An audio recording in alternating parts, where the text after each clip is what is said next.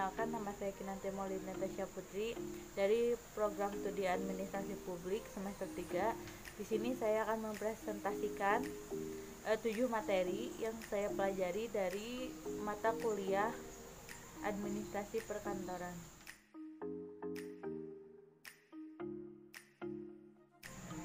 Materi yang pertama adalah pengantar administrasi perkantoran.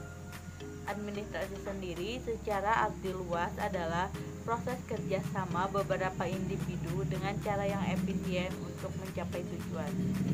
Pekerjaannya dari administrasi sendiri diantaranya yaitu menerima, mencatat, menghimpun, mengelola, menggandakan, mengirim, menyimpan, dan masih banyak lagi. Ciri-cirinya sendiri adalah dilakukan oleh sekelompok orang, adanya kerjasama, adanya pembagian tugas, memiliki tujuan, dan memiliki kegiatan yang sistematis. Nah, menurut KBBI, kantor adalah balai atau gedung, rumah atau ruang, tempat mengurus suatu pekerjaan, yaitu seperti perusahaan, terus juga tempat bekerja. Unsur dari administrasi perkantoran adalah yaitu pengorganisasian, manajemen, tata hubungan, kepegawaian, keuangan, perbelakangan, tata usaha, dan perwalian.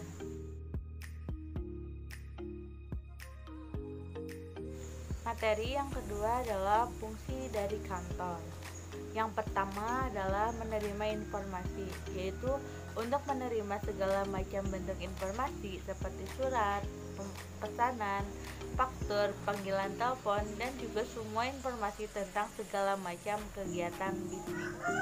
Yang kedua adalah mengatur informasi, yaitu untuk mengatur segala bentuk informasi secara sistematis supaya informasi tersebut bisa dimanfaatkan atau digunakan oleh pihak yang membutuhkan secara maksimal.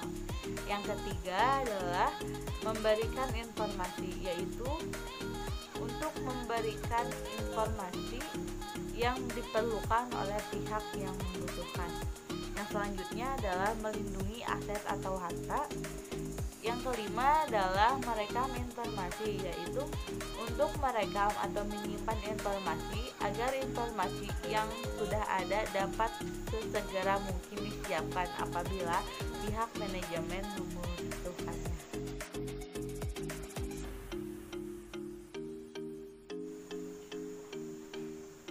Materi yang selanjutnya adalah ruang lingkup perkantoran. Nah, ruang lingkup administrasi perkantoran sendiri yaitu rangkaian kegiatan merencanakan, mengatur, menyusun, mengarahkan, mengawasi, serta menyelenggarakan secara tertib berbagai pekerjaan perkantoran atau pekerjaan tata usahaan. Adapun aktivitas dari perkantoran sendiri adalah perencanaan perkantoran, pengorganisasian perkantoran, dan pengawasan perkantoran. Fasilitas sendiri yang ada di kantor adalah seperti lokasi, gedung, peralatan, interior, mesin, dan pesawat kantor.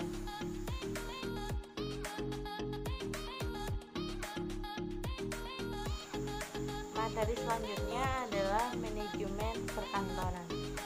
Manajemen sendiri adalah suatu proses yang terdiri dari kegiatan seperti perencanaan, pengorganisasian, pengendalian, atau pengawasan yang dilakukan untuk menentukan dan mencapai tujuan yang telah ditetapkan melalui pemanfaatan sumber daya manusia dan sumber daya yang lainnya.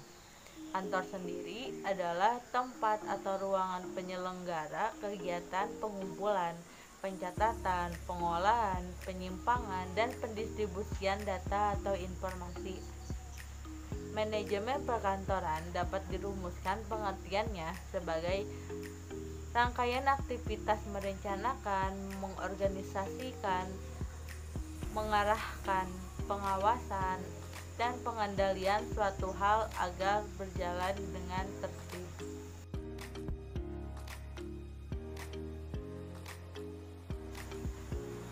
Yang selanjutnya adalah materi dari perencanaan sistem perkantoran. Nah, perencanaan sistem perkantoran sendiri adalah pola perbuatan yang menggambarkan di awal mengenai hal-hal yang harus dikerjakan dan caranya mengerjakan, dan di dalamnya terdapat segenap rangkaian prosedur yang telah menjadi pola kebutuhan, tata tertib, dan tata kerja dalam menyelesaikan suatu bidang kerja atau fungsi pokok dalam suatu organisasi atau kantor. Prosedur dan metode perencanaan sistem perkantoran sendiri adalah pengertian prosedur perkantoran, pentingnya prosedur perkantoran, prosedur perkantoran secara tertulis. Kadang-kadang prosedur perkantoran ditulis dalam buku yang sering disebut dengan buku pedoman kantor, atau bisa juga disebut dengan standar operasional prosedur atau SOP. Yang selanjutnya adalah meningkatkan prosedur perkantoran, memperbaiki prosedur perkantoran, dan keuntungan prosedur perkantoran.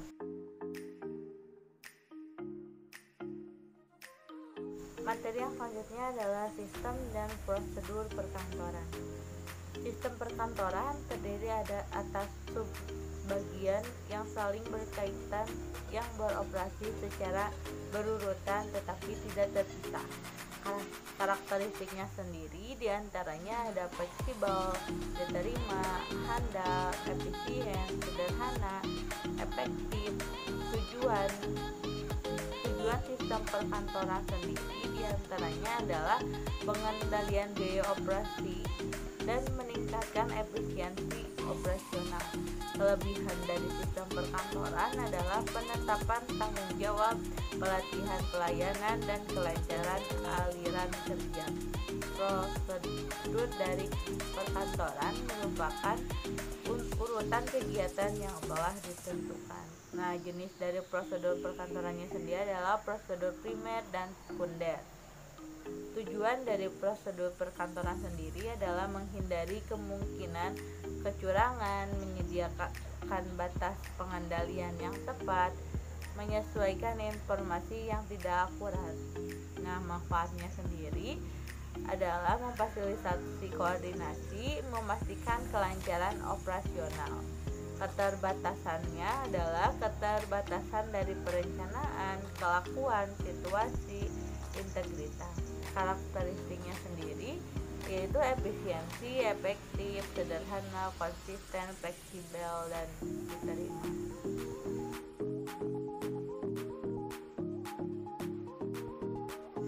Materi yang terakhir adalah organisasi perkantoran.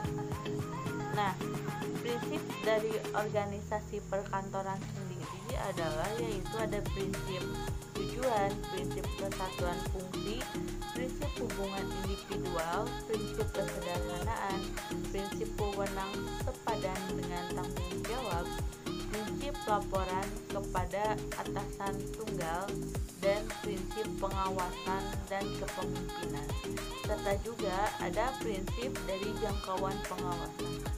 Nah, struktur organisasi ditentukan dengan memperhatikan beberapa hal yang penting, yaitu spesialisasi, yaitu adalah berbeda jenis pekerjaan, berbeda pula tugas dan tanggung jawabnya. Standarisasi, yaitu perlu adanya prosedur yang baku atau teratur untuk aktivitas tertentu. Adapun juga koordinasi, perlu ditentukan mekanisme kerja sama antara tiap bagian. Mekanisme pengembalian keputusan, yaitu dengan memusatkan wewenang pada satu pemimpin pusat atau sentralisasi dengan pembagian wewenang tentu kepada tiap-tiap bagian, serta unit kerja, yaitu penentu jumlah orang untuk menangani suatu jenis pekerjaan. Mungkin sekian yang bisa saya presentasikan. Mohon maaf apabila ada kekurangan. Terima kasih. Wassalamualaikum warahmatullahi wabarakatuh. Audio Jungle.